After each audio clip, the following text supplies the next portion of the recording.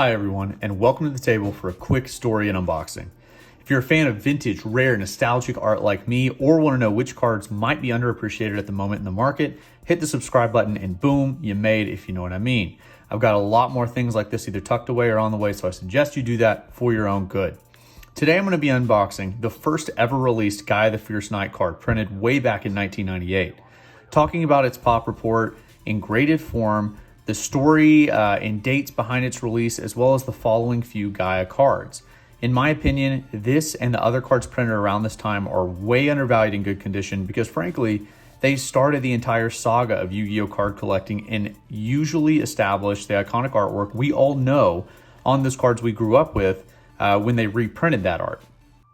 All right, so this was purchased by a Chinese seller on eBay. Let's go ahead and see what we have here.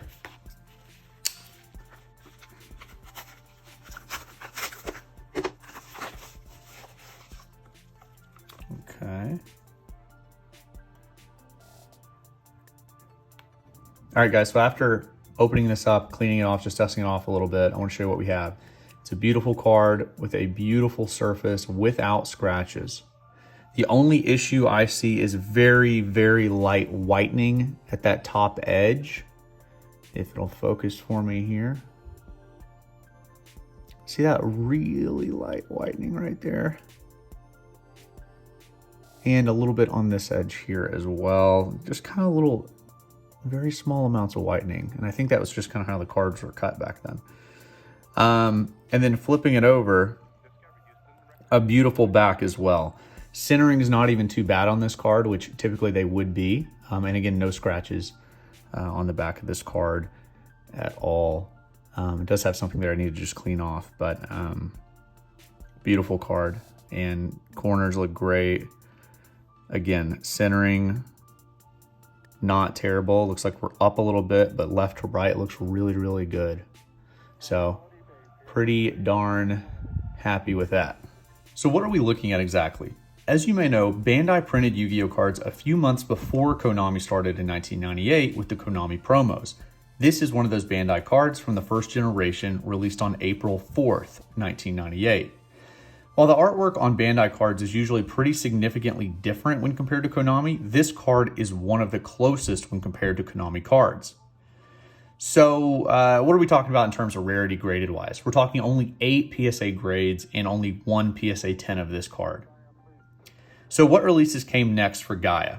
February 4th, 1999. So we're talking about 10 months after this card was made, or released, I should say. Konami released an ultra rare Gaia in their Volume 1 OCG Japanese booster. December 16th, 1999 was next. Gaia was released again in the EX starter boxes for the Japanese OCG as a common. April 1st, 2000, so there was another Japanese release in limited edition 2 Yugi Pack where Gaia was again an ultra. May 18th, 2000, so only about a month and a half later, Legend of Blue Eyes White Dragon was released in Japan where Gaia was an ultra again. June 23rd, 2000, Gaia was included as an ultra in the Japanese booster R1. November 23rd, 2000, a lot of Gaia releases that year. Gaia was included as a common in the EX-R starter boxes for Japan. March 8th, 2002, Gaia was finally released in North America as an ultra rare with the Legend of Blue Eyes booster launch. Well, everyone, I hope you liked hearing about this card and its following releases and seeing those as well. If you have any stories you'd like covered, let me know down below. I'm happy to do that. I just love sharing these origin stories for a lot of these cards with you. All right, guys, take care.